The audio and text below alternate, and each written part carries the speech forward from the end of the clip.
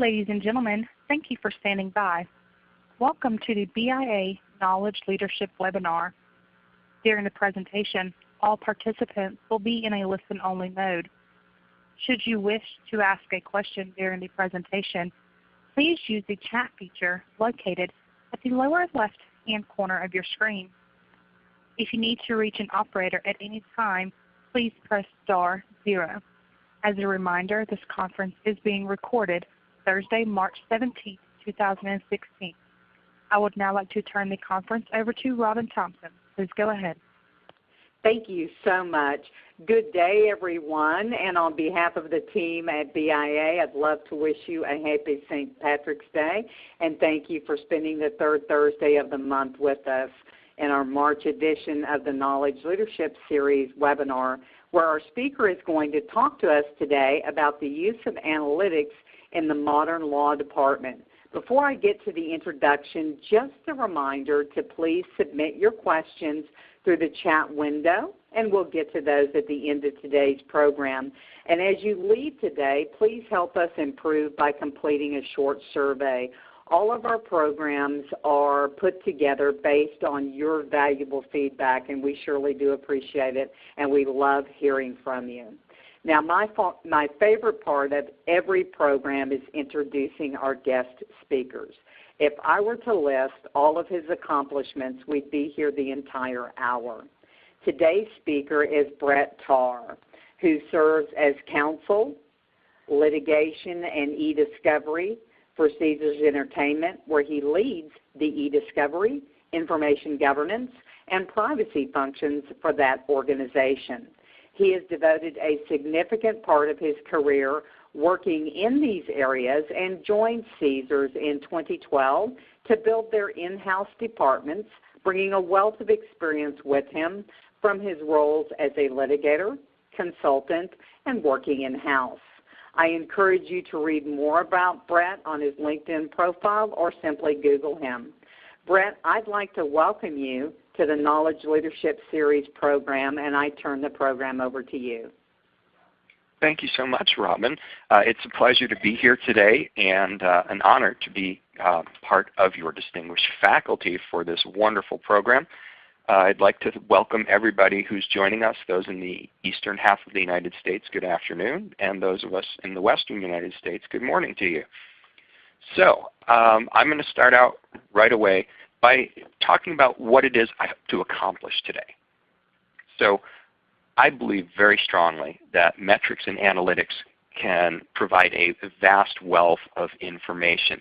And what I hope to show you today is how metrics and analytics can add value by creating strategic plans around 5 key areas: selecting outside counsel, planning your budgets, resource allocation, litigation strategy, and then making what I refer to as make versus buy decisions, which are determining whether or not it makes sense to litigate a particular matter or to settle.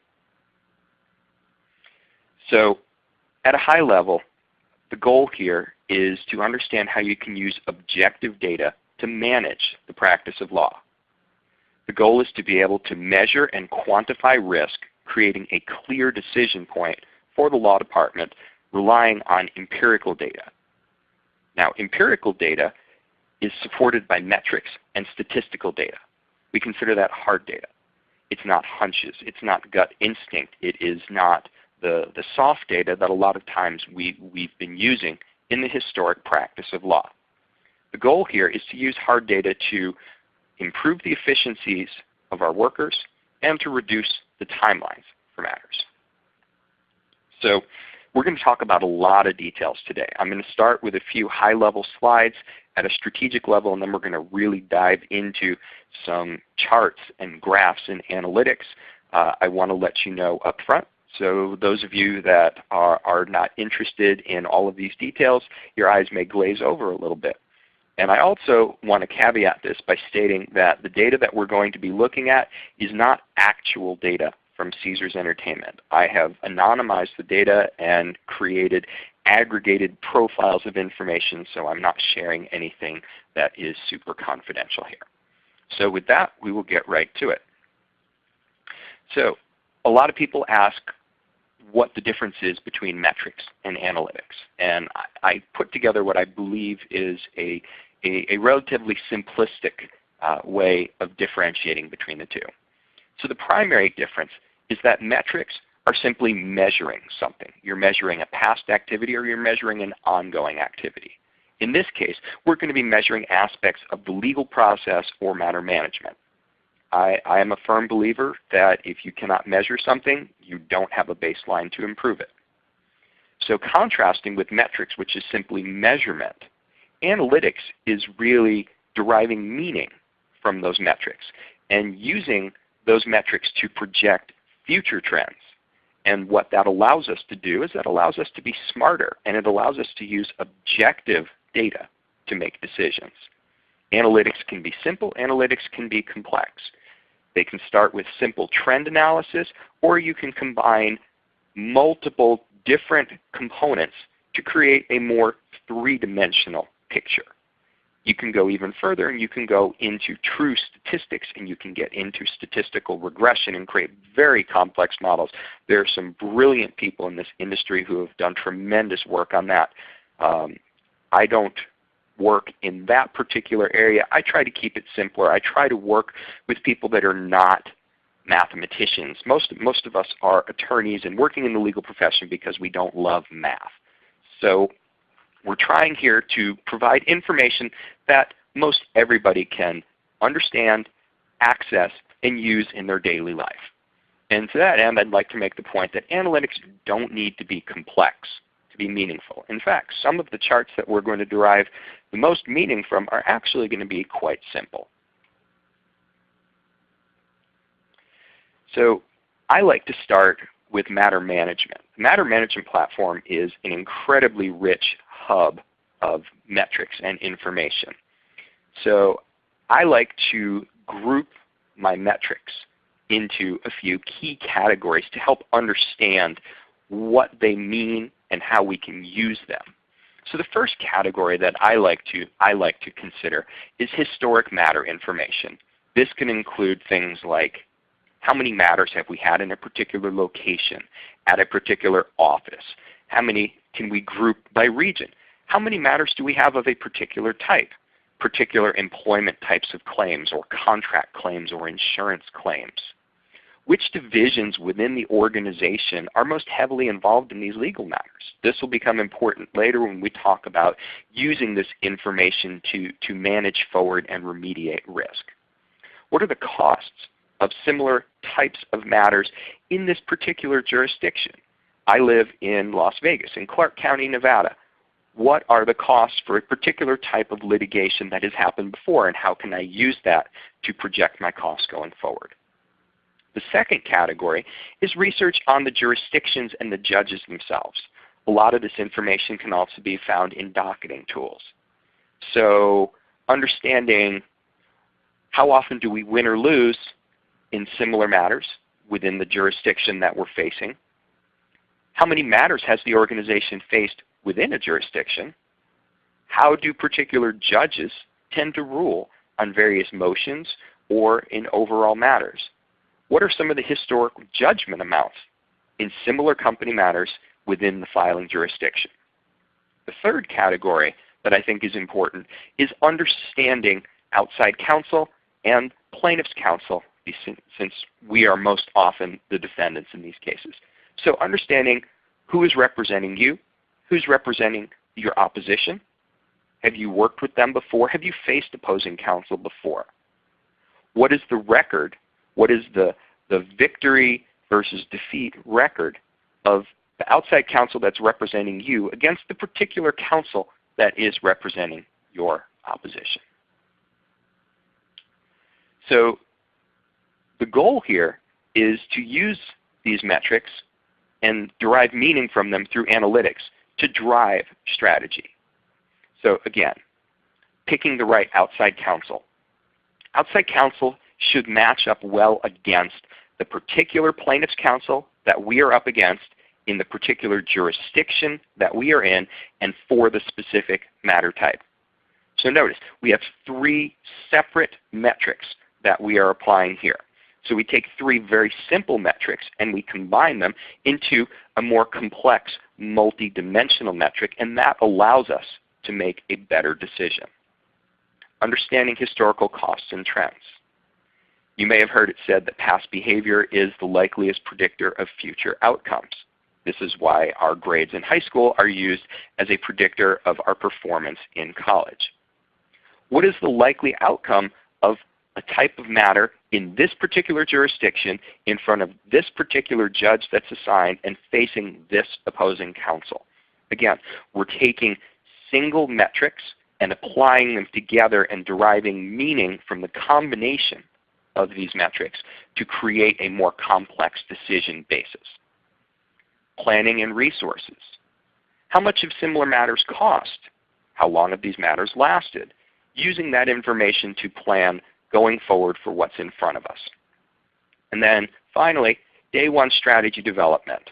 Early case assessment is another way to describe this. Making decisions about whether or not we even want to litigate this matter, or maybe it makes more sense in this particular case to settle based on the historical data and understanding initially whether or not the data that we have collected is going to help or hurt our case in the abstract. Identifying types of information that are helpful to understand the cost and the risk in each legal matter. Breaking down by matter type. What are the types of information that are going to be important for one specific type of matter versus another? So now I have to offer up just a tiny bit of bad news. I know that there are probably a lot of people that are on this call that are hoping for a magic bullet that I'm going to be able to tell you, these are the set of metrics that everybody should be using, and this is how you can practice law and magically make everything work. Unfortunately, it doesn't work that way. We all work in very different organizations in very different industry verticals. And what might be important for me in the entertainment and gaming industry may not be as important in the manufacturing industry or the pharmaceutical industry or the auto industry. But what I am going to offer up right now before we dive into some real details are a list of the type of metrics that I am using inside Caesars Entertainment, and perhaps you might find them useful, and perhaps they may not be as useful for you, but at least I want to give you a starting point for thinking about the types of metrics that are going to matter. So the number of matters by matter type, for instance, employment litigation, EEOC claims, administrative employment claims, insurance litigation, contract litigation, or tort matters. Another category, the number of matters by jurisdiction, for instance, Clark County in Nevada, or the Southern District of New Jersey, where we have Atlantic City properties. Another category, matters sorted by plaintiff's counsel. Who has sued us? Matters sorted by matter type and the outside counsel that has represented our organization. Favorable versus unfavorable outcomes in matters, including the judgment amounts that have been rendered, and you can sort these geographically by jurisdiction, by state, or by region. Budgeted amounts for each matter. Comparison of budgeted costs versus actual costs. Costs by stage of litigation, for instance, pre-discovery, discovery, motions, settlements, arbitration, trial, or appeal. The number of average custodians placed on legal hold across all legal holds in the organization or based on a particular matter type. The number of average custodians per hold by matter type. For instance, how many custodians do we place on hold in a breach of contract matter versus an ADA claim? The average duration of legal holds from the issuance of the first hold to the release of the final custodian. The percentage of work in a given matter that's being billed by outside counsel partners, senior associates, junior associates, or even first-year attorneys. The success rate of various outside counsel when opposing specific plaintiff's counsel. We will define successful outcomes for what this means. The prevalence of terms in the review process of discovery. For instance, what are the top 5 most responsive terms by volume for a particular matter type? The ratio of keywords that we used in the discovery process to the actual responsive documents that were ultimately produced. the volume of data that we collect by matter type, the volume of data that we collect by geographic region, the rate of data reduction through eDiscovery tools. For instance, deduplication, date filtering, near duplicate suppression, concept searches, and proximity searches. I'll give you an example since this is a more complex metric. So let's say we collected 1.4 million emails based on our initial custodian list, keywords, and date filters. Deduplication might remove 1 million of those emails and leave us with 400,000 emails. Followed by proximity searching, we can narrow that data down from 400,000 emails to 175,000 emails that are loaded into a review platform. That shows us how we start with 1.4 and we end up with 175,000 that are actually being reviewed. We can get into more complex metrics where we take all active matters, we sort them by the percentage completion using stages in the categories within our matter management system, which we will walk through a little bit later. We can also sort them by the different business units, employment versus litigation versus compliance versus real estate and development or intellectual property groups in the law department. The percentage of total matter costs broken out by outside counsel, vendors, experts, administrative court costs. Historical costs sorted by matter type or by jurisdiction or by property. It's not quite the holy grail of information that you might be hoping for to know that this is what you have to use, but hopefully that gives you an idea of some of the types of information that we're using here at Caesars. So now, as promised, we're going to dive into some real detailed information. We're going to start by talking about outside counsel. How do you select outside counsel? Well, it starts with measuring the performance of your outside counsel so you understand what your baseline is. So what you see in front of you right now is a very simplistic outside counsel scorecard. Most of our attorneys here are extremely busy. We have a very small law department and everybody is highly overloaded. So what I wanted to do was I wanted to create a very simple, short survey that would allow us to identify the key points of how outside counsel has worked with us. And the categories that we chose were communication, strategy, billing, and overall effectiveness. And within each of these you may see multiple questions. So for example, for communication, how responsive is outside counsel? Do they pick up the phone when you call them? How long does it take to respond to an email? Second, how effective is the communication? They may be responding quickly, but they may not be saying much, or they may not be giving you the answers that you need. So are they clear? Do they communicate in a way that you think helps you understand the matter or makes things seem more complex? Strategy and execution, we break that out into two categories. Does outside counsel create strategies early in the matter? Are you seeing what their plan is in how to litigate a particular matter? Second of all, how effective are these strategies? All the strategies in the world are only as good as their ability to be implemented. And if the initial strategy doesn't seem to be working out, how well does the law firm adjust on the fly and develop supplemental strategies? The third primary category is billing, something we all have to deal with. How effective is outside counsel at billing? Are they submitting their bills on time? Are they submitting work in progress on a monthly basis, or do you constantly have to ask them? How closely do they adhere to the billing guidelines? Many or most of us may have electronic billing systems that set particular guidelines and rules and might reject certain things that are outside of the boundaries of those rules. How often do the firms remain within those boundaries, and how often do you find that you have partners billing you 4 hours for reading emails? Finally, overall effectiveness. Overall, how did we think that outside counsel did? Not did we win or lose, but what were our initial expectations and how did the law firm perform against those expectations? So what we have here, we have 6 questions, and I've created a 5-point scoring system with 1 being the worst and 5 being the best. That means that at the end of the day, there should be a score that we can rank out of 30 points. And we record this for every matter for each outside counsel that works with us. So let's see what this looks like in practice. And again, remember, all of this data is anonymized, so we are looking at dummy data. So what we're looking at right now is outside counsel selection based on their success versus a particular plaintiff. So we might have a firm that is suing us today, and once that firm brings an action against us, we want to decide who are we going to use as outside counsel. So we're going to go in and we're going to evaluate two key criteria. The first criteria is which of our outside counsel have litigated against this particular plaintiff's counsel before.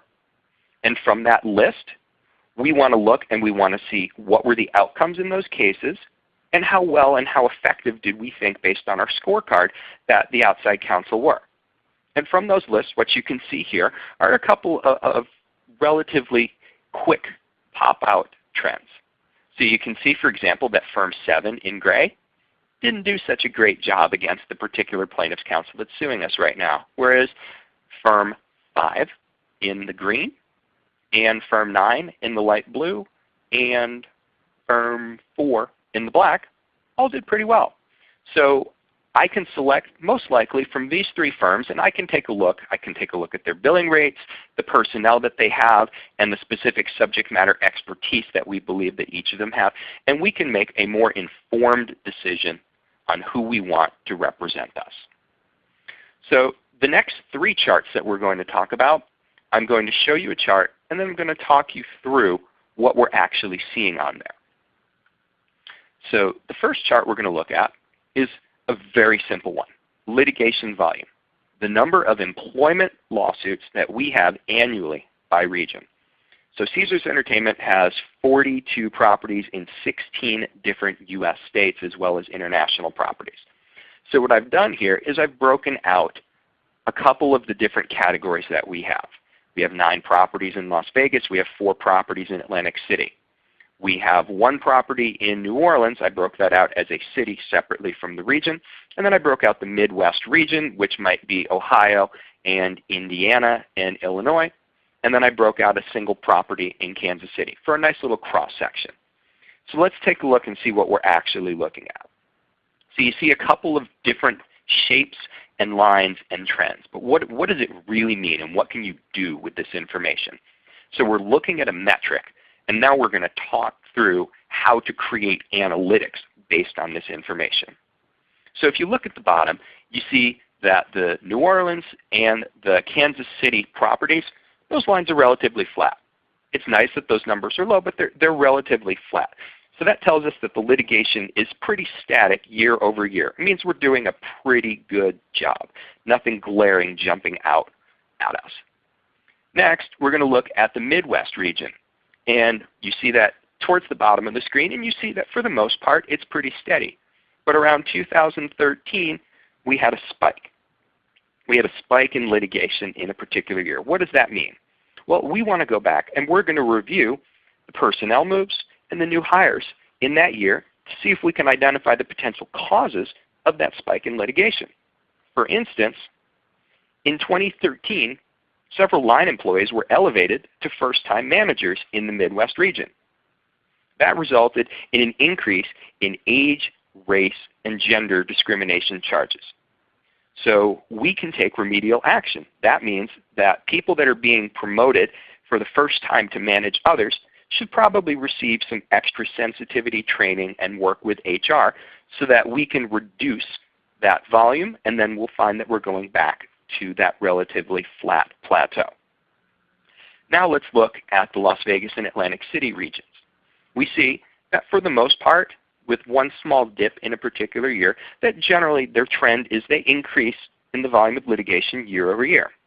Not surprising, the regions with the heaviest concentration of employees would be expected to have the highest volume of employment claims. However, a year-over-year increase means that either more training is needed or the existing training is simply not getting the job done. So what do we do in practice with this information? We're going to update our budget.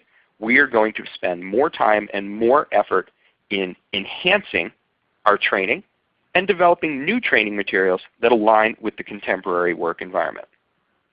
So what we see from this relatively simple chart is it shows us the numbers, And the analytics show us the trends and help identify the root causes and solutions. The next chart that we're looking at is litigation cost profiles by region. And what we're doing here is we're actually combining a couple of different metrics. So we are linking matter management and online billing platforms that allow us to combine 3 separate metrics to create a broader picture. So right here what we're combining are the matter type, contracts, regulatory, construction, retail, and torts, the region or office. So here we've broken it out into Las Vegas, Atlantic City, Southeast, which can include Louisiana and Mississippi, and then the central region. And the central region can include Kansas City and Ohio and Illinois and Indiana. So the third factor we're seeing is what are the costs of our judgment amounts by matter type over this 3-year period from 2012 to 2015. And you can see they range from about $50,000 all the way up to nearly $700,000 a year. Not a lot of surprising information in here, but I think it's still meaningful. It shows that the regulatory matters across the board result in our highest judgment. So if our highest risk for judgment is in the regulatory area, we should probably commit more resources and spend more attention on compliance than we should on the tort actions, which generally are resulting in judgments of $100,000 or less. Again, the Las Vegas region shows the highest average judgment amount. What that means is we should probably spend more time and more planning on that region because it presents the greatest organizational risk.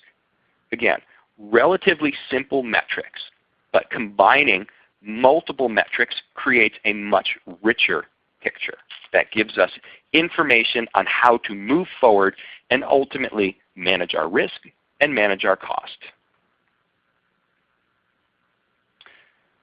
The third chart that we're going to look at is another variation where we take multiple single metrics and we combine them together. So here, what we're going to look at is we're going to look at a specific type of matter. So we're going to create an apples-to-apples comparison here by identifying 4 different breach of contract claims that have happened in a single jurisdiction, Clark County, Nevada, in a particular year, 2014. So what I'm seeing here is I am seeing our costs for these particular matters, but I've broken them out by different components of the legal process. So the matter budget for a specific matter type is now based on historical information, not guesses from outside counsel or an internal attorney based on what they think might be the case. We can look and we can see how much it has cost us in our last 4 matters in this particular jurisdiction for this particular type of claim. So we see here that outside counsel, the range has been for these breach of contracts claim between about $575,000 and $950,000. That gives us a pretty good range of what we can expect to pay. We can confirm that the largest percentage of our costs are being spent on outside counsel. We can also identify that the discovery process represents the second biggest component of spend. So we want to make sure that our actual spend on the current matter is aligned with our historical costs. This allows for checks and balances against outside counsel. It also allows for a change in strategy if matter costs are spiking beyond where we know historically they should be. Maybe that means that we change our strategy and this matter isn't really worth litigating. What would the cost be to settle this? And focusing on spending by phase of the matter, there are many tools within the billing platforms and the matter management platforms that allow you to break out costs by different phases of litigation, and this allows you to exercise tighter control in areas where costs have historically spiraled. Moving on. Here is an example of an innovation that we did within a matter management platform to show you how you can take information and the way that you present the information makes a huge difference. So what you see on the left-hand side is the way that the information was initially presented. We're talking about evaluating resource allocation by stage of litigation. So Our matter management tool allows us to create designations for different stages of litigation. It can start with the complaint, the answer, early case assessment, preliminary discovery, depositions, pretrial motions, trial. So if we have 50 or 60 matters ongoing at once, what you're seeing is a list, and it tells you the stage where each of these matters are at. That's helpful information, but for many of us, we are very jam-packed and we have very little time. So you want to provide information in the most accessible format. So what we did was we did something very simple, and in addition to the phase or stage of litigation, we added a percentage completion to that. So for example, when the complaint comes in, you're 1% done with a particular matter. By the time you get to the discovery process, you might be 10%, you might be 12%, 15%. The actual number isn't critical, but the relative position in the process is what's important. So what that allows us to do is it allows us to take that same information and put it into a chart and visualize that information. So if you imagine instead of 4 matters here, we had 50 matters. Looking down that list of 50 matters, you have to see 50 different things and then make decisions and order them. By putting this into a visualization format, I can instantly see that matter 4 is the furthest along, and matter 1 is pretty close behind it. Matters 1 and 3 are much earlier in the process. So I can tell you at a glance, very quickly, that we probably need to devote more of our resources right now to matter 4, and we can come back to matter 2 in a couple of weeks and reallocate those resources based on the priority. So I have a simple question here, which I think is pretty obvious, that you can change the way that you look at the same information, and it can create additional meaning. So now we're going to talk a little bit higher level. We're going to talk about analytics as a strategy for reducing risk and lowering costs. Early strategic decisions: do we want to litigate? Do we want to settle? What does past history tell us about the likely outcome in this particular jurisdiction? How much of these matters cost us traditionally? Is this a cost we want to bear, or are there ways that we can get around that? Earlier decisions also generate greater efficiencies and greater cost savings. Early case assessment based on historical data and initial evaluation of the information that you have in a particular matter allows you to get a better handle on the information from day one at the outset and make decisions. What should our strategy be? Do we want to settle? If we go forward with litigation, what have we seen as a likely outcome? How can we adjust that in a particular jurisdiction? The consolidation of data is one of the most critical value adds of metrics and analytics. We're taking information from disparate places and we are housing it in a single database that is sortable, searchable, and includes a wide range of fields and categories. We're taking information from Legal Hold, we're taking information from eDiscovery tools, we're taking information from docketing tools, matter management tools, and e-billing tools, and review databases. And we're combining it all and generating meaningful results out of that we can use to make evaluations. So now I'm going to talk a little bit about what this all means for the organization. How do you use metrics? How do you use analytics? How do you use information to generate demonstrable cost savings? So I have a couple of different examples here, starting very simple, and they can get very complex. And I want to show you how you generate meaning from this. So the first example is SaneBox Email Organizer. This is an email tool that is used to prioritize emails from key personnel and move the junk or the lower priority items to an alternate mailbox that can be addressed at a later time. It's decluttering your mailbox. So you're cutting down on the non-important or the mass email notices that take so much time out of your day away from the important things. And we've determined that the average user can save about 10 minutes a day by using this tool. What does that mean? You take 10 minutes a day times 5 work days in a week equals 50 minutes per week. That's 0.83 hours every week for every worker that is using SaneBox. You take the 0.83 hours per week that you're saving, you multiply it by the 50 weeks a year that we work, and you get 41.5 hours per year per employee. How do we quantify what that's going to mean? Well, in our organization, we have about 20,000 employees that have email accounts, that are Active Directory users. So if the average wage is $25 an hour per employee times 20,000 employees times 41.5 hours per year, we're generating an average savings per employee of over $1,000, which results in $20.7 million in savings per year from a simple tool that can save people 10 minutes per day. You might think about 10 minutes per day and think that's not a big deal.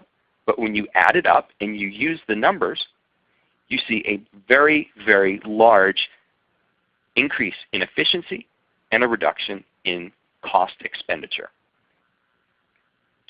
Second example, using an outsourced review provider in the eDiscovery process. The average attorney rate can be $250 or higher. In many of our cases, sometimes they're near $1,000 per hour. Now, the first pass review typically eliminates up to 80% of the initial documents in the review database. Thus, most of the material in your first pass review is largely irrelevant. So since this first pass review typically only requires a decision either yes, this data is responsive, no, this data is not responsive to this particular matter, you don't necessarily need your high-priced outside counsel to make these decisions. There are any number of vendors and staffing companies across the country that offer managed review services under $50 an hour or at a per document rate. So if you are paying $50 per hour for a managed service to do this, and your outside counsel is charging you $250 an hour for every hour that you are using a managed review provider, you are saving $200 per hour. Now let's talk about what this means, bottom line. The average review might contain 150,000 documents. The average reviewer can review maybe 60 documents per hour. That means that your average review is going to require 2,500 hours to complete. So if you're using managed review, you take those $2,500 hours, multiply that by your $200 per hour cost delta, your savings across a single matter is $500,000. That's some pretty powerful numbers. Again, how you're quantifying these cost savings using metrics. I am going to skip over this to make sure that we have time for things. So let's move on here. An example. How do you use analytics to save time? Let's say we have an employment lawsuit at one of our properties, the Horseshoe Cleveland. It's based on a disability, ADA claim. Our outside counsel is a little bit slow in getting to interview all of the relevant personnel to identify all of the custodians who we might need to place on legal hold at the time of the complaint. Obviously, preservation is a really big issue right now, and fear of spoliation is pretty rampant. So we want to make sure that we get our holds out as early as possible. Well, we can use metrics from our legal hold platform and our matter management system to identify who the likely custodians are for this matter. So we use our matter management reporting, and we identify all the employment claims from this particular property, Horseshoe Cleveland, from 2014 to present. And from that, we run a secondary report, and we identify all of the ADA claims that have come in at that property since 2014, specific to this property. So we have the ability to create tags within our holds. And the tags that I would be searching for include employment, EEOC, Horseshoe Cleveland, and ADA. What does that mean? Bottom line, we identify a list of the most frequently identified custodians from past matters of this type at this property that allows us to execute an immediate legal hold for the 7 identified personnel, while outside counsel still spends time trying to figure out exactly who needs to be on here. Maybe we need to add a custodian or two down the line. Maybe we take a custodian or two off and release them. But we have used reporting, metrics, and analytics to add value and to reduce our risk. So I call this the Mac Daddy, the holy grail of metrics. We're going to take a little bit of everything that we've talked about, and we're going to combine this into one whopper of an example. So here's our background. It's a lawsuit that is filed against Caesars Entertainment in Clark County, Nevada. It's a breach of contract claim, and it's seeking $650,000 in damages. We know that the plaintiff is represented by Jones Day. No offense if anyone from Jones Day is on the phone. We've opposed them before. I just happened to pick on them in this example. The judge assigned to this matter is Judge Smith. So let's talk about how we can use analytics and reporting here. Our docketing information tells us Judge Smith is pretty pro-plaintiff. In the last 40 matters that have been in front of Judge Smith, she's ruled for the plaintiff in 32 of them. Wow, that's 80% of matters that the plaintiffs have won. We're already off to a bad start. Judge Smith rarely grants defendant motions, having only ruled in favor of defendants on 2 of the last 20 preliminary case motions. 10%, that's a pretty low number. Again, tells us we probably don't want to spend a lot of time on crafting motions. Jones Day has brought 11 lawsuits against our organization in the past 5 years. Again, dummy data. And they've prevailed on 7 of those 11. That means 64% of the time that Jones Day has sued us, they've won. The average duration of our business litigation matters in Clark County is just under 3 years, 35 months. Of the last 15 breach of contract matters that we've had in Clark County, they've resulted in judgments against our company in 12 of those 15. There's that 80% number again. 80% pro-plaintiff in front of the judge, 80% loss in Clark County, Nevada for Caesars in breach of contract matters. Our average judgment amount in these matters has been $500,000.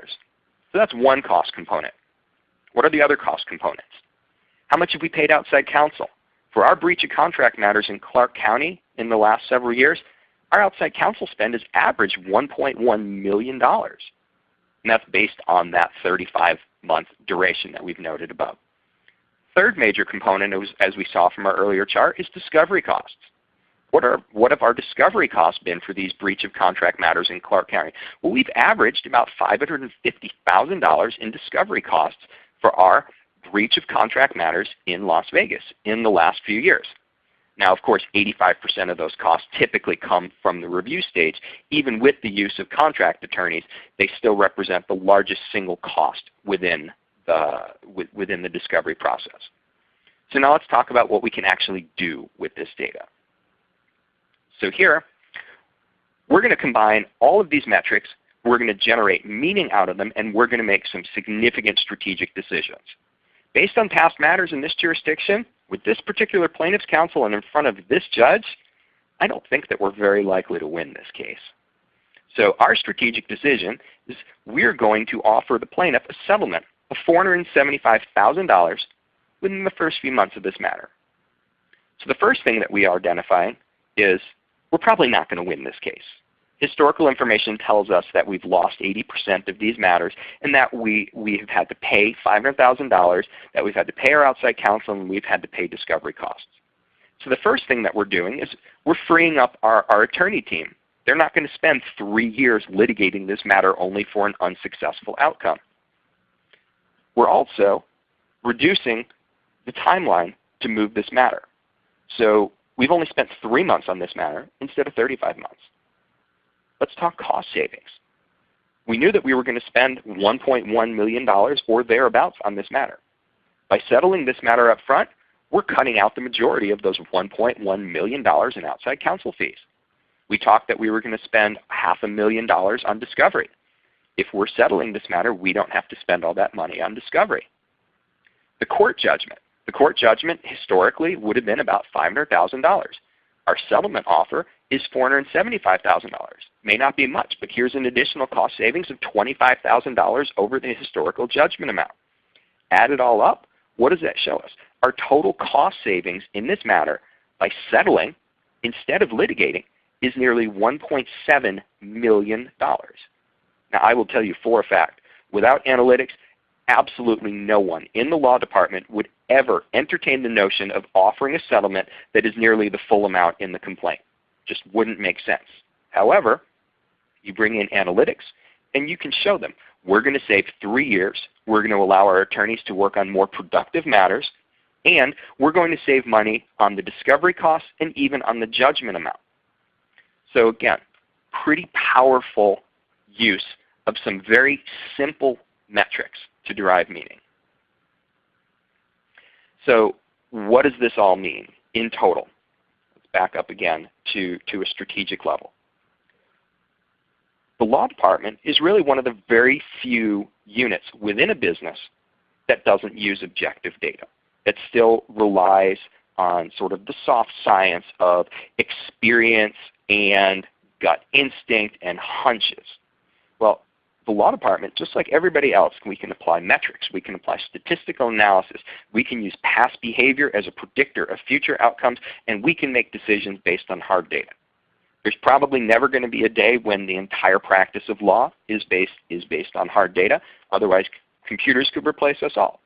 But if we move the percentage of information that we have to make those soft decisions based on, then we can have more confidence, and we can use repeatable processes and make decisions that are based on knowledge. So measuring cost savings and adding value, we demonstrated how we can save money. We demonstrated how we can use tools and quantify what those cost savings are. So the law department adds value to the organization now by supporting the initiatives of other business units, not becoming the department of no. Risk can be measured and quantified, and it creates a clear decision point for the law department to either support or oppose business initiatives. Instead of being the department of no, you have hard data that can show you why a decision is being made and back it up. Attorneys add value by creating strategic plans that are relying on empirical data, that improve the efficiencies of workers and reduce the timelines for matters. So overall, I can sum this up with a single sentence that says that the use of technology and analytics can reduce risk, lower costs, increase predictability, and create an efficient, repeatable process. Robin, I am going to turn it back over to you at this point. This has been absolutely one of my favorite presentations. Before we get into questions, I just want to let everybody know we do not currently offer CLE for our programs, but those in attendance will automatically get a certificate of attendance from us, and you can write me if you have any questions. We do have some questions, Brett. One came in while you were giving your talk. Do you complete the survey as you go along in a case or at the end of each matter? Well, we ask that people submit them at the end of the matter. However, the information that they are using to compile those outside counsel scorecards can be submitted over the course of a matter. So a particular paralegal or an attorney that is working with outside counsel may be making notes about how counsel is responding to them or how effective they think they're being. But typically we ask that the actual scorecard be completed at the close of a matter. Okay. For most of my career, from the 90s forward, I've been a fan and student of the DuPont legal model, which was one of the first studies written talking about performance metrics. I've always believed that what gets measured gets done. And that's one of the reasons why I particularly loved this talk today. Did you find that you had pushback when you introduced this into Caesars, or did you find it was readily accepted? Attorneys are not interested in numbers. Attorneys have not traditionally used hard data to make decisions. So yes, there's always pushback when you create any type of change in an organization. So the strategies that I employ and that I suggest are you start small. You identify a few things that you think you can measure, and then you use those measurements to derive value, and then you show people what can be created. I started with SaneBox. That was a very simple way of doing this. I said, I think that I can help people save time by introducing a tool that will make their inboxes less cluttered. And then when I showed them what that would mean for the organization, everybody's eyes popped out of their head. I said, oh wow. When we were implementing our matter management system, the idea of creating the percentage completion to go along with the stage of each litigation matter, it created a lot of questions and a lot of challenges. In fact, some of the people on the team wanted to litigate over what the exact percentage should be for each of those matters. And in the end, we showed them what it would mean. I generated a report and I brought it to the SVP of litigation. And I said, here's a list of all the litigation matters and what stage they're in. And here it is in a visualization format.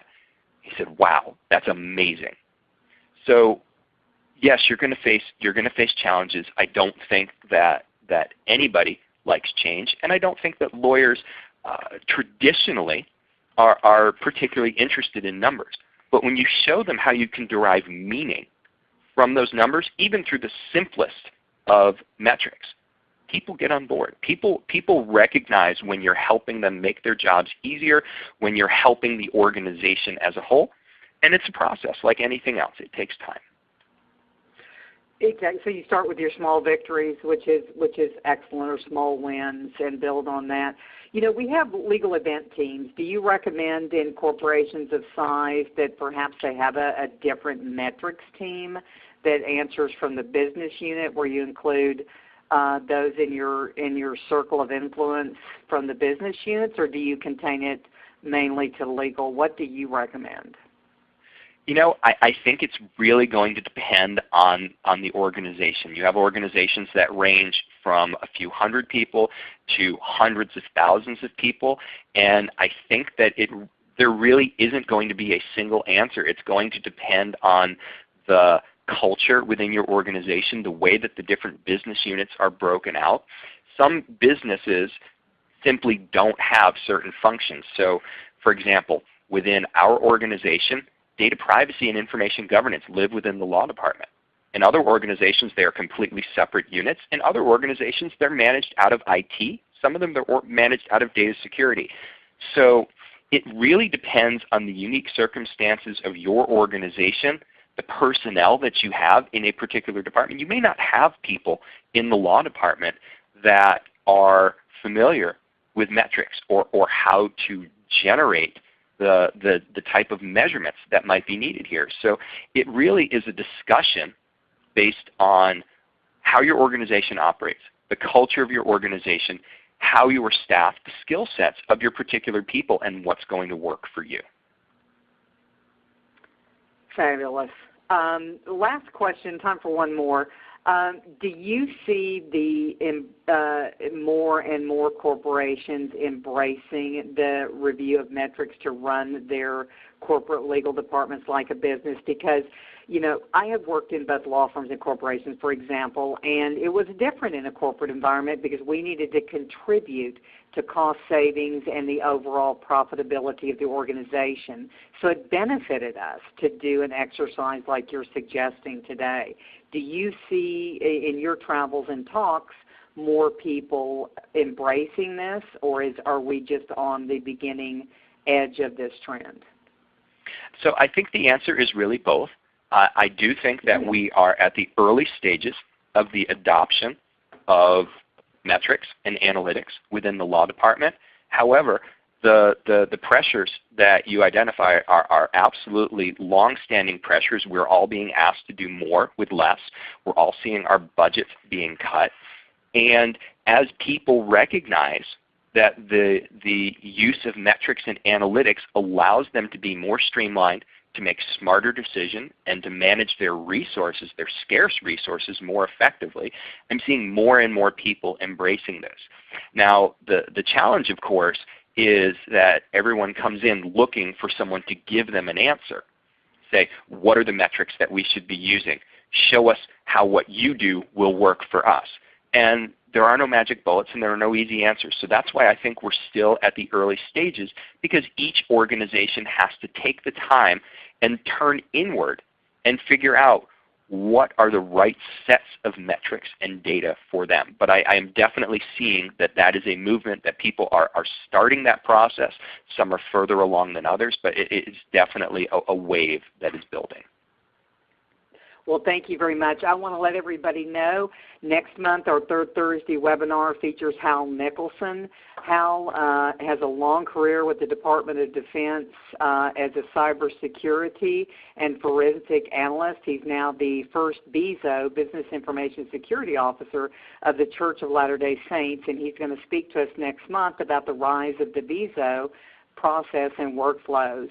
I'd like to thank everyone who took their time to be with us today for this month's webinar, and especially thank Brett Tarr for his valuable time in educating us today on the use of metrics. Brett, thank you so much. Thank you for having me, Robin.